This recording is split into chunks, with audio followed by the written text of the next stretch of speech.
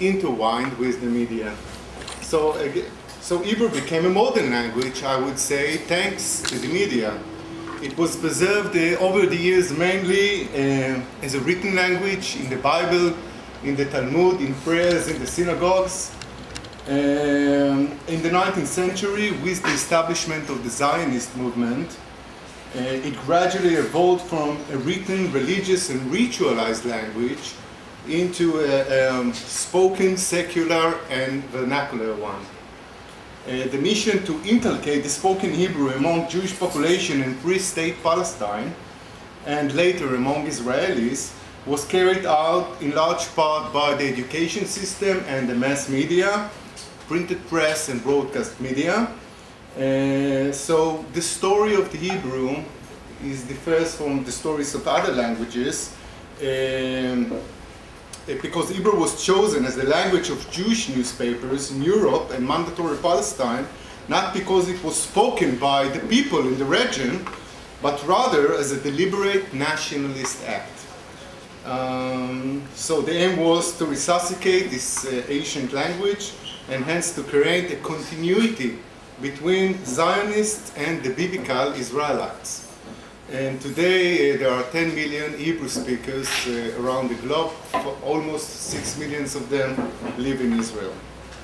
So what I would do in this presentation, and stop me when I get to 45 minutes, because there is a rule that I will go over it. A brief introduction to the Hebrew speech community, past and present. A brief history of mediated Hebrew in Europe, mandatory Palestine, Ottoman and mandatory Palestine, and Israel. Indicators of Israeli public use of language in the 21st century, which is, of course, the numbers, the part of the numbers and statistics. A little bit of regulatory bodies, regulatory media bodies in Israel. And what I found most interesting, the culture, ideology in Hebrew in the Israeli media, and also some challenges to the current Hebrew in the media. So this would be in the paper that I will submit later, but in this presentation I hope to get at least to part of these points. So let's start with the Hebrew speech community. So the first efforts to calculate the number for Hebrew speakers were made in 1916 in a census conducted in Ottoman Palestine at the time, ruled by the Turkish. 40% of the Jewish population, that was then 100,000, declared speaking Hebrew. However, historians are very skeptical about these numbers because declaring as speaking Hebrew was an act of unity. Scholars said that what one reports is one thing, reality is another. There was the pride of speaking Hebrew and awareness of the need for it at the time, and so the Jewish population declared of speaking Hebrew. The State of Israel, now we are going to 1948, was established in this year, and there were 650,000 Jewish people in Israel out of a population of 780,000 people. And so this is how much we had the Hebrew speakers in 1948, and in 2010 there are 7.7 million residents in Israel, of whom 5.8 million are Jewish native speakers, language 1, and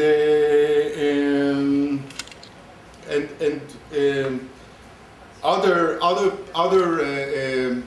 major population in Israel are the Arab population of about 1.6 million Arab speakers, which Hebrew is their second language, and there's also a large population of Russian speakers, 1.1 million speakers. So, and we have to remember that beside the Jewish population of Israel, there are about 8 million Jewish people around the globe, contributing to a total of approximately 10 million Hebrew speakers today around the globe, mostly in the US, UK, Canada, and Germany. So this is a little bit about the speech community that we are speaking about, that we are talking about. Now let's move to a brief history of the mediated Hebrew. Remember, there was no language 160 years ago, or there was a language, but just ritualized one. So, and of course, it is beyond the scope of this paper to provide a comprehensive historical account of the Hebrew language in the media, but it is necessary to point to several milestones in the establishment of media of Hebrew-speaking community in Israel.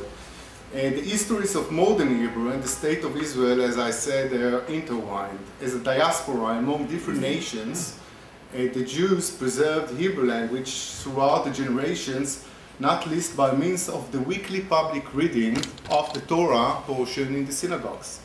Hebrew was renovated and transformed into a modern spoken language during the period of national revival beginning in the 19th century. Arshav, which is one of the most important cultural scholars working today, he claims that Hebrew was the first archaeological find to bind secular Zionist immigrants to the Bible and to the land of the Bible. The printed press and broadcast media have played a crucial role in the evolution of Hebrew and its inculcation among the Zionist community over the last 160 years. And the first significant signs of Hebrew revival can be traced back to the 19th century, to the mid-19th century. The first book in Hebrew was Ahavat Zion, The Love of Zion, 1853, published by Avraham Mako in Russia. Later, 3 newspapers were published in Poland. No, the first one, Amegid, he was published in Prussia in 1856. Amelitz in Odessa and St. Petersburg in 1860, and Atzfira, which is a technology magazine, was published in Warsaw in 62. In the spirit of the Enlightenment, together these newspapers created a new public Jewish sphere in Hebrew, a time which, as I said, no one at all speak Hebrew as first language.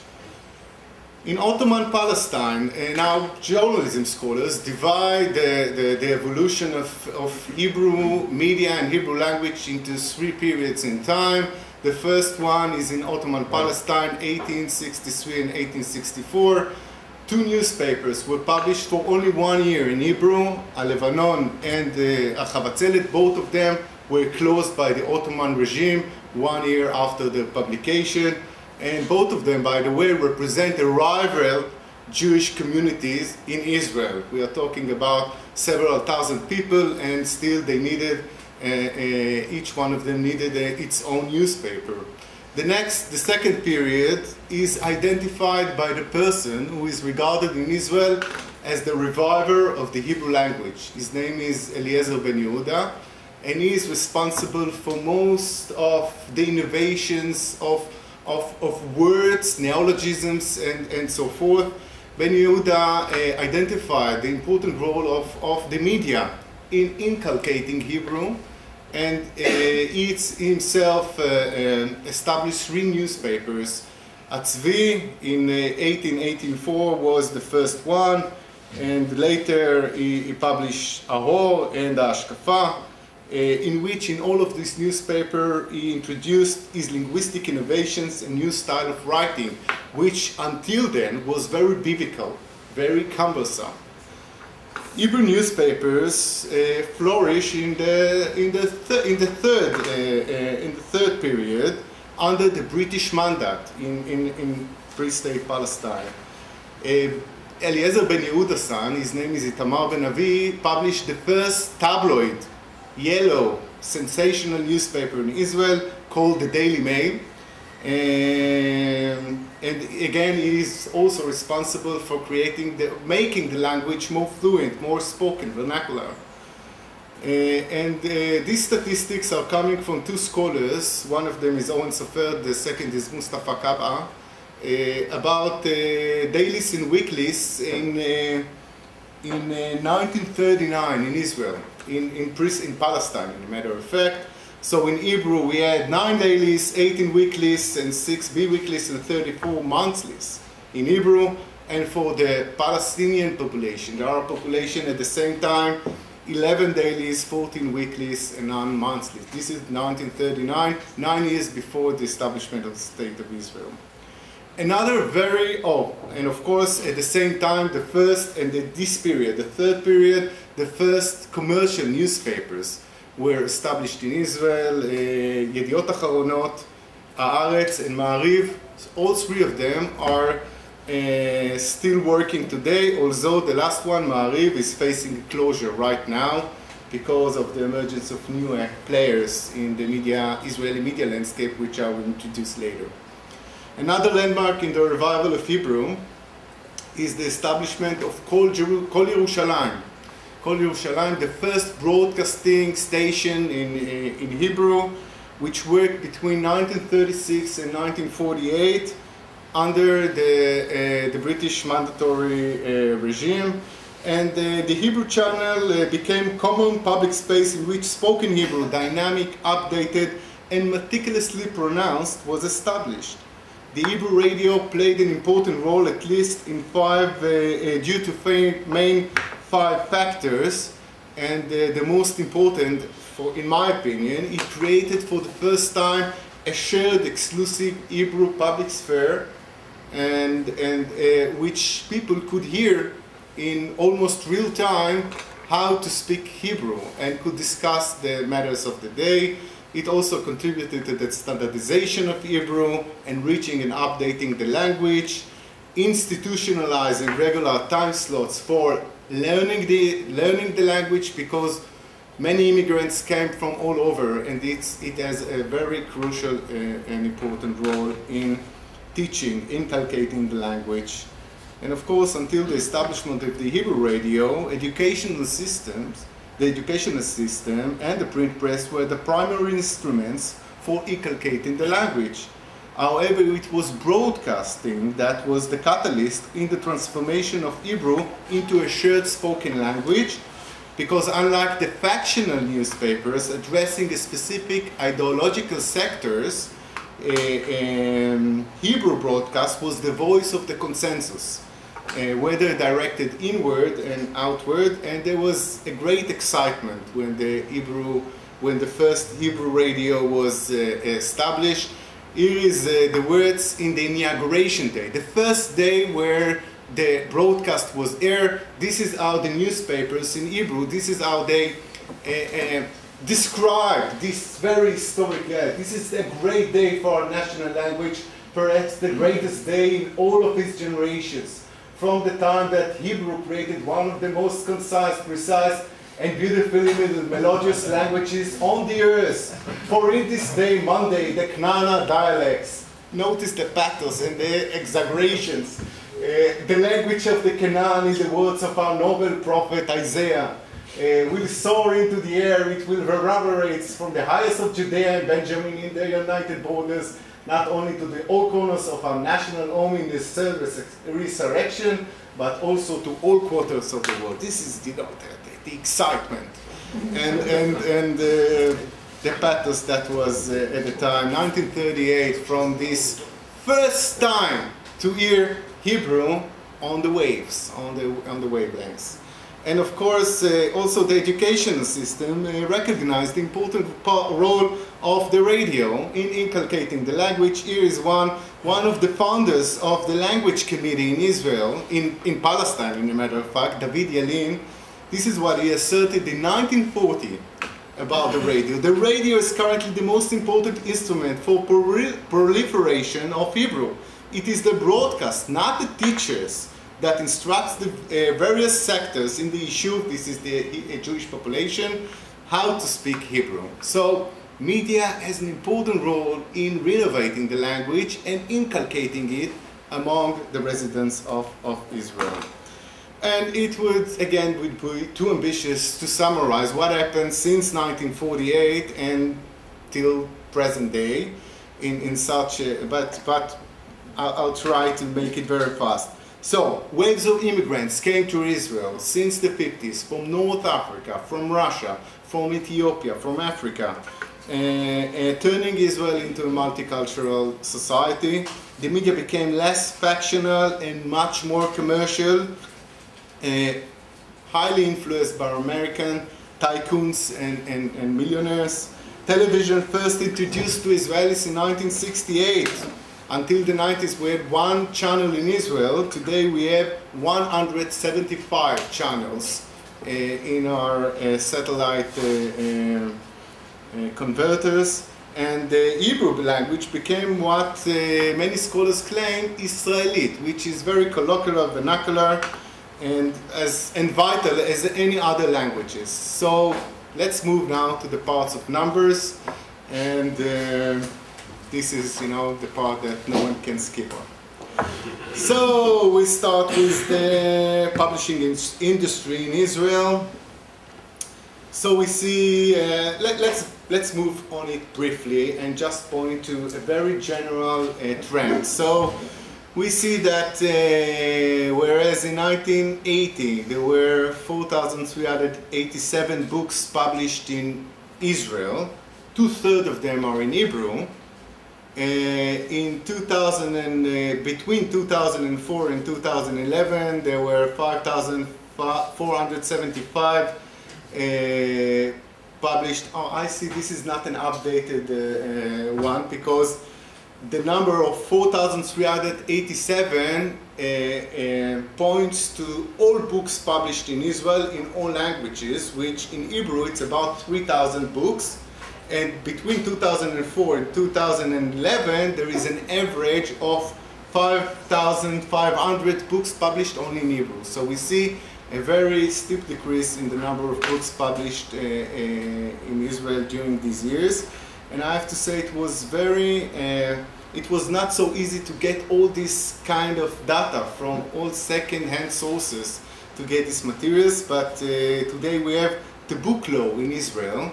It was ruled in 2000 and it instructs publisher to give 2 copies of each one of their books to the National Library.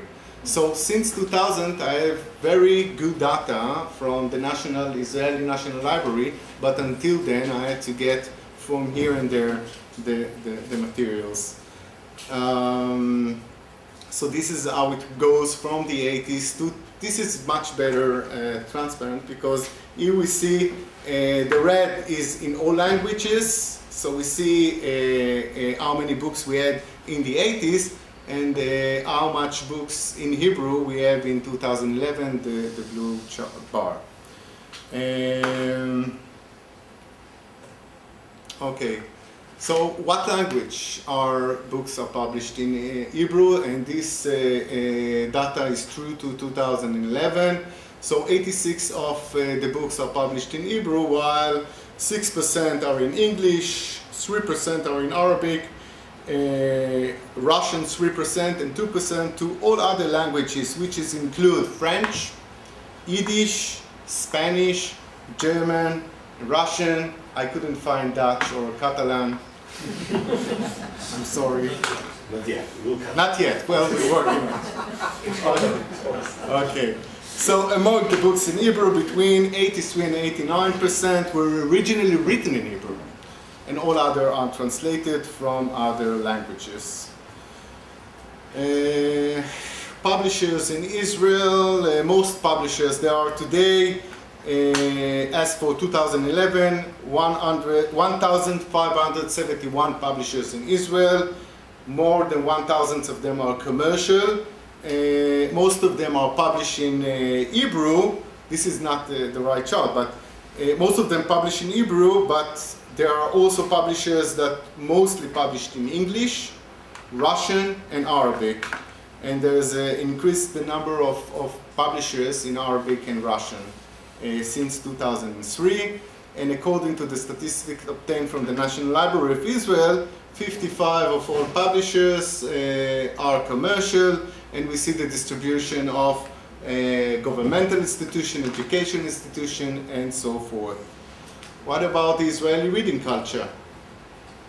According to Adoni and Nosek, in 2001, 76% of Israelis were engaged in purchasing and reading books, purchasing or loaning from the libraries. In 2007, I found another statistic which points to 63% of Israelis are involved in purchasing book, not loaning anymore, but just purchasing book with great numbers, because 12% of them are purchasing more than 20 books per year, which sounds quite a lot. The printed press.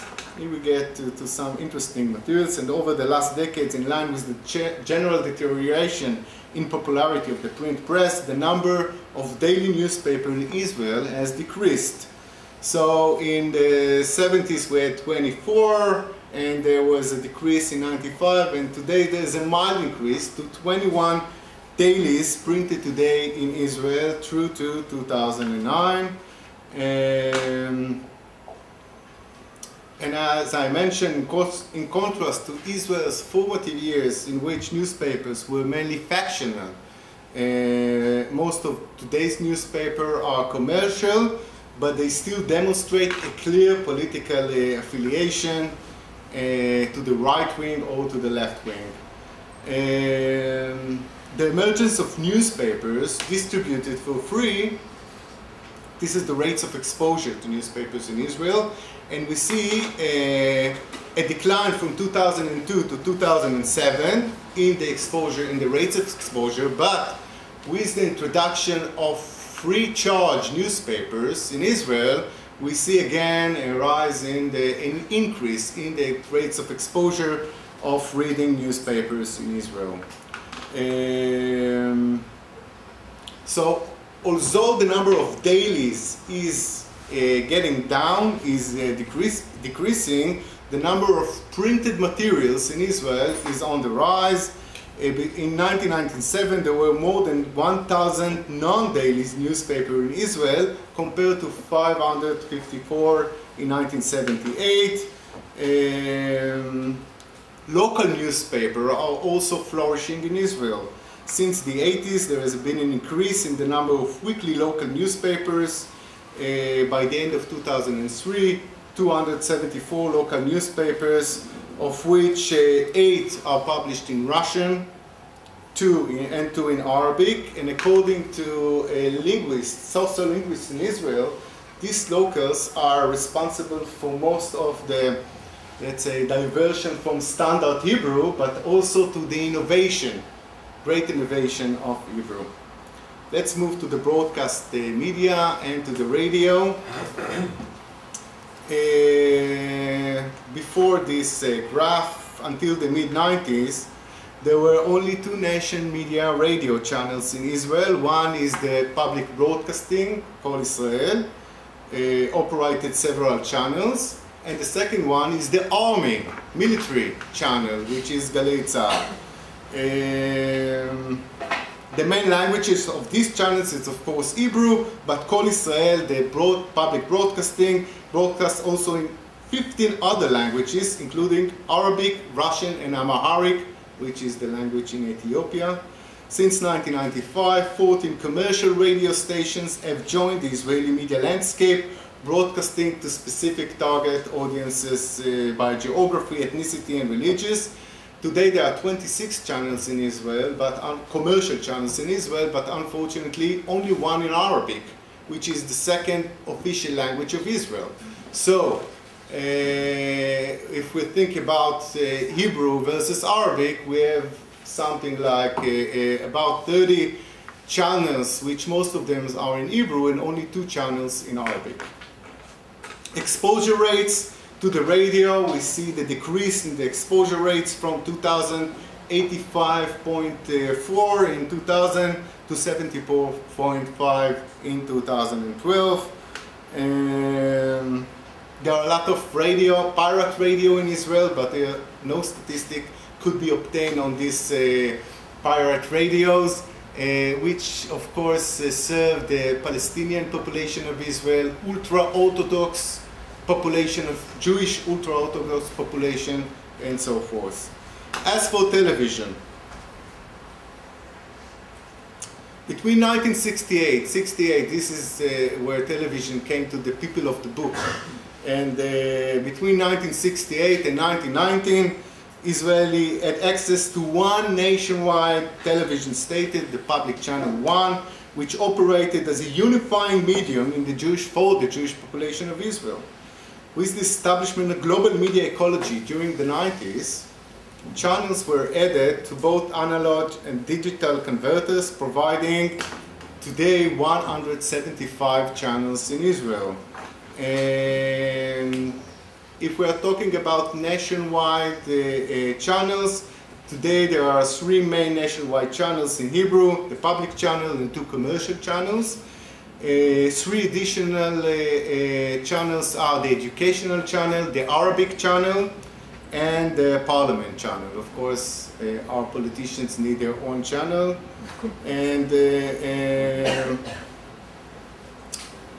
so there is an increase in the number of channels that Israelis can watch. In 2001, it was 50 channels. Today, it's 175, including global channels like CNN, BBC, and also Arabic channels, Al Jazeera, Syria, Tunisia, Morocco, Egypt, are all able to view for Israelis. 68 of these channels are broadcast their content either in Hebrew or subtitles in Hebrew. No dubbing in Israel, only for little children, and no voiceover. Only subtitles in both television and cinema. According to a survey of the Israeli Rating Committee, 93 of Israelis owned at least one television set in 2011. Almost everybody has television sets, minus the ultra-Orthodox Jewish population of Israel. The survey points out an increase in the number, as you can see, of the viewing minutes, and today Israelis watch 3 hours and 42 minutes per viewer per day, which is like in the Netherlands, more or less. And this, of course, like in statistics regarding the Dutch population, is on the rise. With regard to content, in 2011, 60% of Israelis watch one of the main broadcasting channels during prime time, and the most 10 viewed programs in Israel are originally produced in Hebrew, which is, again, very interesting. And the genres are reality shows, comedies, and news. Cinema. So this is the number of feature films in Hebrew from 2000 and 2011, and we have an average of about 15 feature movies in Israel per year since 2000. Until 2000, it was very hard to get the statistics again because of a new law, a policy law that was ruled in Israel, instructing commercial television franchise holder to transfer a portion of their money to the cinema industry, and this we see a rise of in the number of production in Hebrew. So until 1994, there were 7 movies produced in Hebrew per year. From 2000 on, an average of 15 movies per year. About 200 movies are imported from other countries, mostly the USA, to Israel, and again, most of them are subtitled. Multimedia. Luckily, I found just before this, I had to make this presentation, a new research conducted by 2 scholars, media scholars in Israel, Dror and Gershon, about the Israeli consumption of media. This is quite interesting. In 2001, 50% of Israeli households owned a personal computer, and 30% of Israelis were connected to the internet. In 2012, 70% are connected to the internet, while 92% of secular Jews are connected to the internet compared to 42% of ultra-Orthodox. So internet is quite common for the Jewish population, at least in Israel. Web surfing in Hebrew. Israelis Hebrew speakers prefer to surf to Hebrew websites, which is not, I don't find it so common sense because the global nature of the internet, but as though, but we can see that for native Hebrew speakers, it is the numbers are even higher. It's not 67. For native speakers, it's about 87% that prefer to surf to Israeli websites. And another statistics, the two scholars presented to their informants the question, I prefer the statement, I prefer reading my native language when I'm surfing. So notice that Israeli Russians said that, confirmed 42% admitted this statement. Arabs, 56% confirmed this statement, while Hebrew speakers, 66% prefer this, show preference to surfing in Hebrew. So according to the scholars, their conclusion is that local prevails over the global where internet is concerned. Hebrew is not only a constraint in the digital age for Hebrew speakers, but also a rigid preference in contrast to a bilingual population of Israel, which is the Russian and Arabs. Native Hebrew speakers are less accommodated to the global languages and content. And this being said, how many internet websites are in Hebrew? So this is a very nice statistics as well. 1991, 30,000 internet sites in Hebrew, while in 2012, 150,000 websites in Hebrew serving the Hebrew-speaking population. So in sum, although there are fewer newspapers than in the past and the exposure rates to the radio decrease, all other indicators of Israeli public use of Hebrew in the media are on the rise, and especially those who are related to the new media, and we see a general trend of retreating from traditional media, that is radio and the printed press, to the new media in consuming content in Hebrew. How much time do I have? Okay, I can say that it is about 15 minutes. That would be good.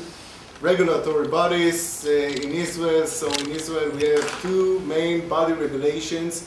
The first is the Public Broadcasting Authority, or the IBA. The second is the second authority for commercial broadcasting.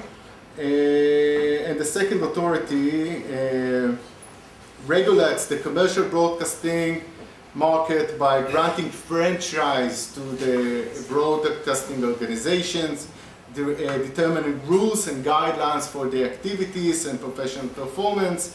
And among the list of goals, there is one related to the language, and is monitoring the language usage by presenters, grammatical accuracy, and translation precision. The importance of the Hebrew language for the authority is apparent in a declaration of intent that was published in 2010. Menashe Samira, he was the chairman of the second authority at the time, declared that one of the missions for the coming years was to promote the appropriate and standardization of Hebrew language. In order to achieve this aim, local stations are forced to apply language editors and advisors and obliged to refrain from use of inappropriate language, and this goes mainly to obscenity, cursing, and the Israeli speaking style, which I will speak about it in 1 second. And of course, Menashe Samira declares that this instruction are important because Hebrew language is one of the basic foundations that preserve us as a nation. This is a declaration in 2010.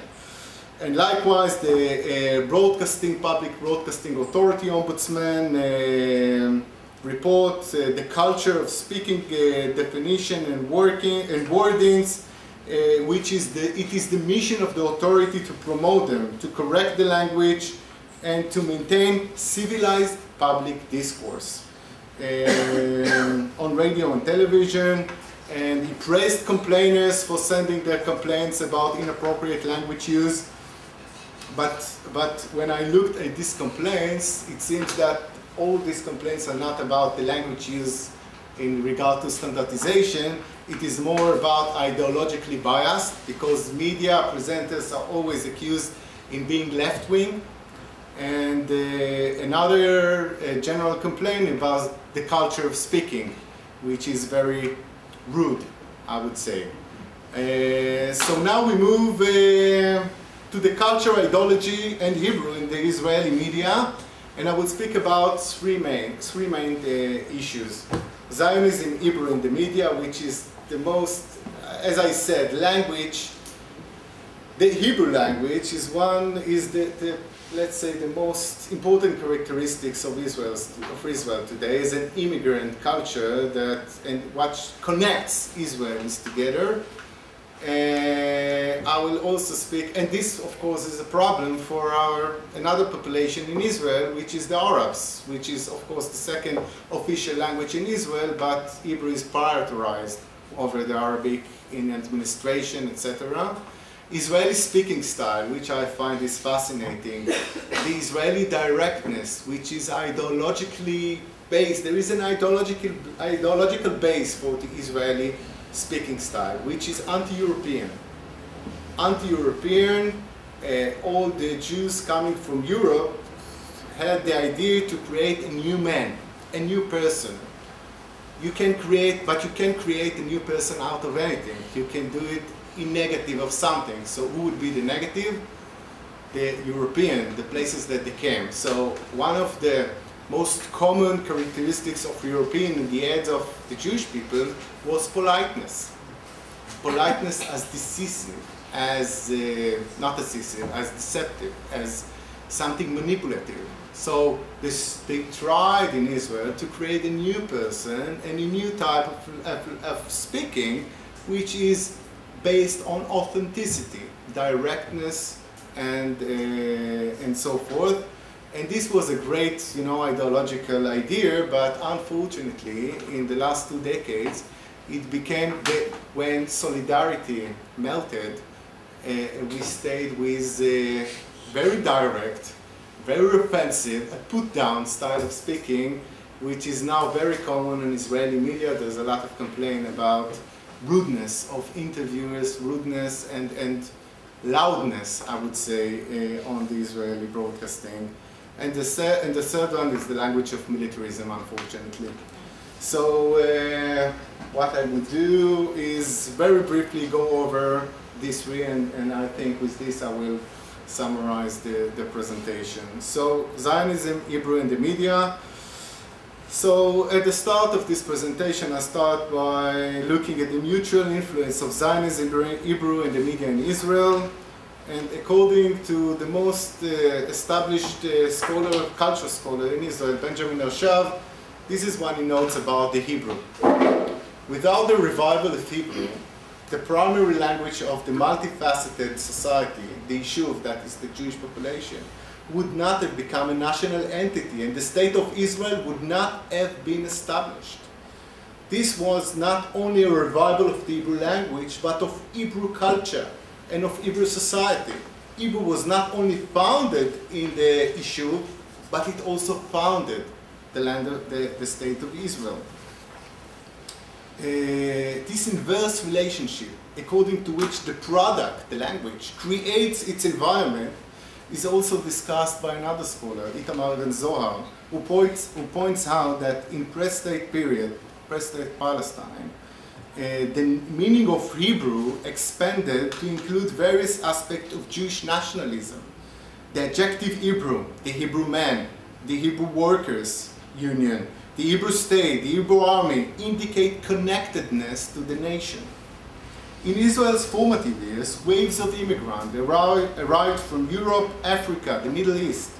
the media and education systems were in charge with the task of inculcating Hebrew among the newcomers. The important role played by the media is indicated in the publication of easy language, easy Hebrew, directed at the new immigrants that have been published since 1956, and in the program of Easy Hebrew broadcast in Kol Yerushalayim and later in Kol Israel since 1936.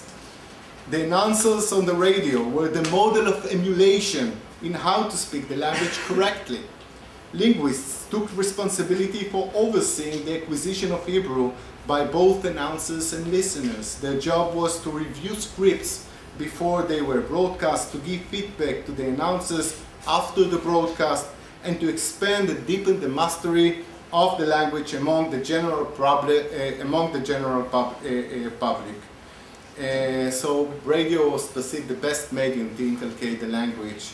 Nevertheless, the ideal of linguistic melting pot resulted in casualties among foreign languages that immigrants brought with them to Israel. At least until the 70s, newcomers were urged to avoid speaking their native tongue in public, and I have to testify. My grandfather and grandmothers came from Austria, from Poland, from Russia and Romania. I don't master any one of these languages because it was kind of forbidden to speak other languages but Hebrew at home. Hebrew was a declaration. Speaking Hebrew was a declaration. Moreover, although there are two official languages in Israel, Hebrew and Arabic, Hebrew is prioritized in the Israeli administration, education system, and in the media. The Arab population of Israel is provided only with one television channel, broadcasting for half of each day, one public radio and one commercial radio channel. In commercial television, franchise holders are obliged to add subtitles or produce content in Arabic for only 5% of their allowed broadcasting time, totaling about 175 hours per year. In sum, it is clear that Hebrew is prioritized significantly over Arabic, perhaps explaining why Israeli Arabs turn so often to the satellite channels such as Al Jazeera, Al Arabiya, and all other channels. They are not consuming data broadcasting from Israel. Now let's move to the Israeli speaking style, which I find it is amusing to speak about. So, as I mentioned before, the shift in the culture of colloquial spoken Hebrew from okay, I'll start again with the Dugri. The collective values dominating Israeli Haaretz journalist Uzi Ben Ziman said about this style of speaking. I will just read the last line. A Dugri does not mean one has the license to be carried away without limits. There is something positive to be said for the language of understatement, which is lacking in Israel. Nevertheless, as Deborah Tannen argues in the context of US media, confrontational discourse characterizes various speaking cultures and may be understood as a dysfunction of commercial media rather than of any society in particular. So this is one so this one mitigates a little bit the claims against the Israeli speaking style. And last, militarism and the Hebrew in Israel.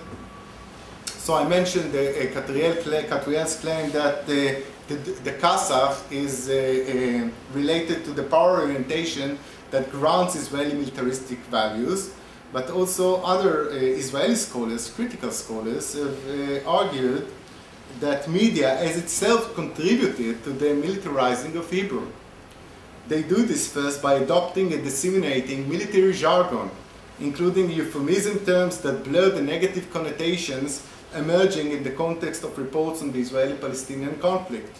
Second, they adopt the political establishment perspective in framing the conflict with the Palestinians. So I wouldn't get too much into this issue, but there are all kinds of scholars that are related to this militaristic value and the Israeli speaking style.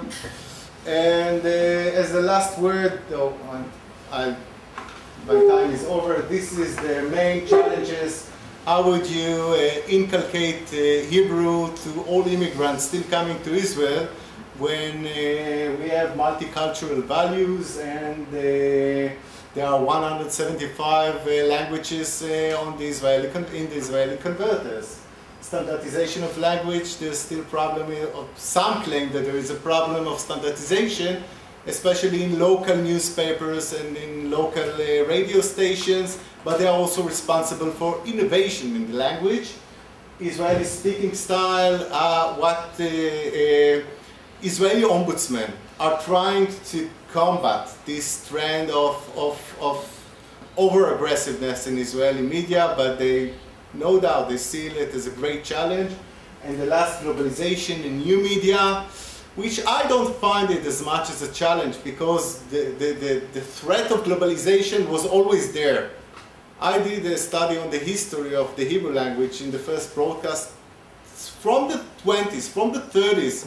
You hear all the time complain about the globalization of language and how it is bad that Hebrew has so much foreign terms inside it, and you still hear it today. Today on internet users are using, there is one Israeli scholar that now submitted her PhD saying that young Israelis, I'm speaking about 16-year-old Israelis, are creating their own language. It is a creation of Hebrew, English, Spanish and Japanese, which is fascinating. This is the language of SMS, of blogs, etc. So one would see there's a problem of keeping the language, the gatekeepers of language would see it as a problem. Others would see it as innovation, and if it still lives near the main language, it would not be so much as a problem. Thank you very much for listening.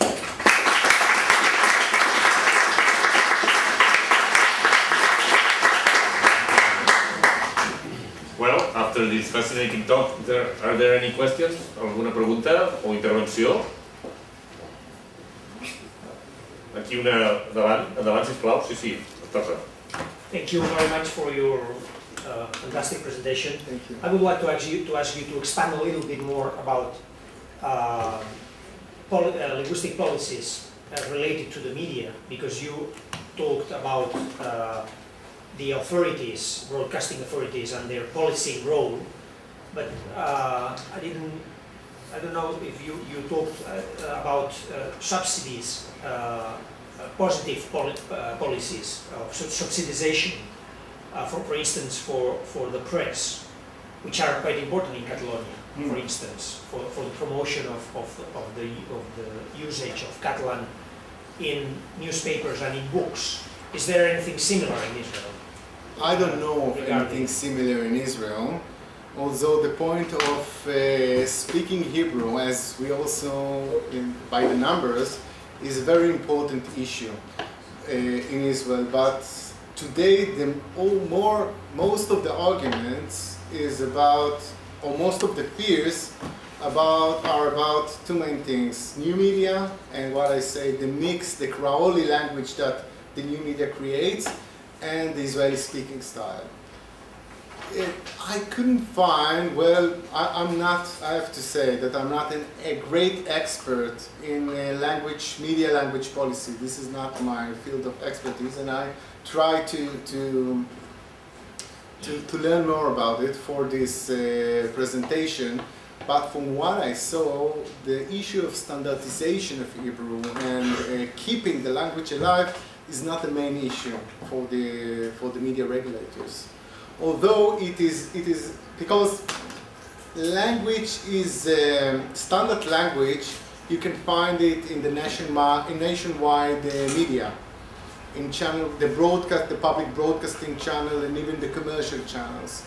However, in local channels, you find a problem of standardization, as I said, mainly locals, newspapers and radio channels, and there you see a very strict policy of forcing those channels to hire language advisors to improve the level of language of announcers. But for the paper, I can a little bit elaborate on this issue. Més intervencions, preguntes, comentaris? I was struck by these comments on politeness. Yeah. That I was very interested, and I was a student of Canon, for instance, when I was younger. But I remember, you mean that there is less politeness in Israeli talk than in Europe? Is that what you meant? Yes, this is what I mean. I mean I was in a workshop in Stockholm. That was a couple of years ago. It was a group of broadcast talk. Media scholars may know Paddy Scannell, Martin Montgomery. They are doing a lot of work on how language is mediated, and the focus was on interviews and talk shows. And we saw talk shows from Greek, from the US, from Sweden, and from the UK, and then we came to the Israeli materials, and it was quite a shock for them because the directness of interviewers, not all the time, of course, but when it happens, it can be very rude. You are rude. I mean, Rudeness. We are talking about rudeness, impoliteness. Impoliteness. In a bus, you get off the bus and you say, pardon? Yes. You say you push the no, this is well, it is related to other processes. One of them is that politicians, I think in the US as well, I don't know much about Catalan politicians, but they learn how to avoid, at least in interviews and talk shows, they learn how to avoid questions. Okay, so one of the methods for interviewers to get authentic answer is to just push them out of balance, the politicians. They are saying that this is the aim, you know. We are trying to get them into the corner. Maybe when they get off balance, they will give us some authentic, sincere answers. Yes. That would be explained by the political situation or by the journalist situation. But you suggested something else, that it's a element of language. Yes. Which is a little bit more profound than as it is a function of the political system or of journalism. Well, they say the Eskimos have 20 words for snow. They tell me it's not true, but it would be good if it would be true, because the snow is probably very important for them. So if you are not able to express politeness in language for some reason, or it was invented, more or less, Hebrew, or reinvented, you could say. What does it say about it was reinvented in a very difficult time in Israel. It was not invented in a very polite time. So it could evolve and change over the years. But would that be an explanation, that the invention of the language, and it's a little, yeah. I know it's a complex matter, but if it's an expression of language, it's deeper than if it's an expression of the political system. This is, I totally agree, but this still, when we are talking about broadcast talk, we have still institutionalized discourse. This is our term, with specific rules that conduct interviews. This is how you do interviews. I would guess that, of course, this is just assumptions, that the institutional rules of how to conduct an interview at some point in the Israeli media culture did not work. So other patterns of the Israeli speaking style were introduced into this institutionalized discourse, creating a new version of it, which is fluctuating between keeping the masks off of both interview and interviewee, and leaks of the Israeli speaking style into the interviews. Any questions? Sí, pero I didn't see. Yes, I'm sorry. Go ahead. Andaban. I was just in line with that as well. I was just wondering how that kind of could be done to other scenarios, like Well, in Europe, when people apply for jobs, for example, they use a very formal style. Their languages, there's a great deal of protocol to observe. The distinction between formal language and informal language is very clear, and there are regulations that have to be observed. Otherwise, you risk causing offence and therefore, well, shooting yourself in the foot, not standing a chance of getting the job you're going for. So, at that level as well, is there a complete lack of distinction between formal and informal formality? There is a level of formality. Again, interviews, job interviews, political interviews are institutionalized discourse. When I'm saying institutionalized discourse, this is a talk that is ruled by specific guidelines, specific rules, and this true for any context, at least any Western context which I know of. Yeah. So interviewer asks question, the interviewee responds to answers. Level of formality or relevance, formality are have to keep on track. But in Israel, as I see, there is a variation of it, which at some part influenced by the Israeli speaking style, variation and change in this institutionalized type of discourse. I wouldn't say that you can use slang, for example, in job interviews in Israel, but directness. If you trying, there are very insightful researches in Israel about this speaking style. If you're trying, for example, when you think about politeness theory, Brown and Levinson would suggest that when asking question, when requesting something, the more you make it indirect, the more you're hinting, the more you're polite. Yeah? In Israel it works otherwise. If you hint something, you probably hide something. You probably try to do manipulation. So Israeli would prefer directness or conventional politeness, which is universal politeness, which it's like, would you or could you please bring me the salt? Could you please pass me the salt?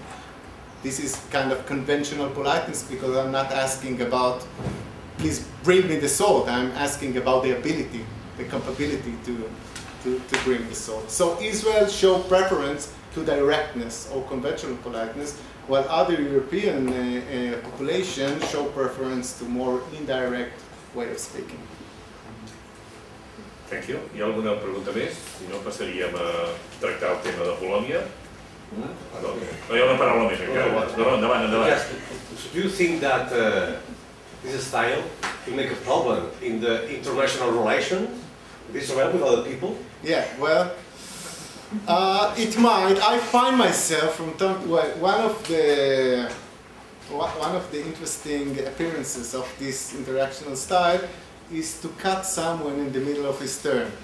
You know, when we're speaking together, Israelis have the tendency to just jump in the middle of the words. And indeed, when I'm in small seminars, I'm stopping myself from doing that. So that would be a problem. But again, this is a good, well, we don't have to take it to the extreme, this Israeli speaking style, because there is still some scripts of politeness. There is still some, of course, you know, the conventional politeness. But when we're talking about preference and we're talking about ideological basis, we see a diversion from Israeli speaking style and other styles of speaking, cultural speaking. I think that's very similar to the southern of Europe. Yes, of course. I would say that it's very close to people in Croatia, in the Balkans, and Argentinians, by the way. Argentinians, which show the same. Unfortunately, maybe we're like that. Yeah, we got influence from Italians, Spanish, and.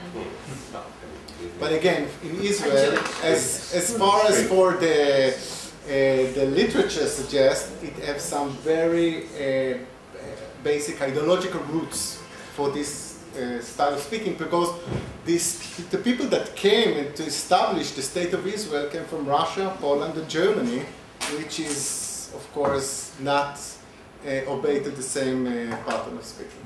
But the question, sorry, but my question is whether this style was this way in the 19th century in the Jewish communities in Central and Eastern Europe. I'm thinking of an article by Cannon, this American professor, about the Jewish conversational style.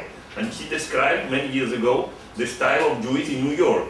And there was this, all these interruptions and this very quick and very rapid style. Is this style a new one, or it used to be this way as well? Yes, this is a study that you're speaking about. Deborah Schifrin. Yeah, she made a study on Jewish population. This is a follow-up? Yeah. Follow-up question? Or on new one? The speaking style. Yeah, I just answered this one.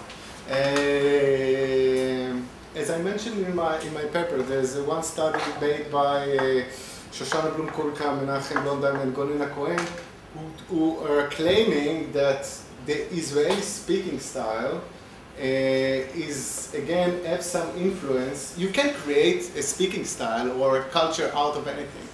And it does have roots in the argument culture of Jewish, ultra-Orthodox Jewish, which in their meetings, they were arguing, you know, one is claiming and one taking the devil's advocate position. This is the style of learning in the Jewish schools in the 19th century, and they claim there is some tendency to keep this style of speaking. But again, the Jewish speaking style and the Dugri speaking style, the newcomers in the first Zionists, are ideologically based.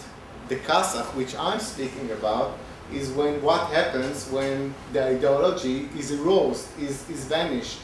You keep on just with the speaking style, but without the ideological roots that stick people together and make them not to be offended from other people's way of speaking. And today, people are like, it seems like people like to be offended in Israel. L'última, i tancarem per poder donar pas al següent. Endavant, sisplau.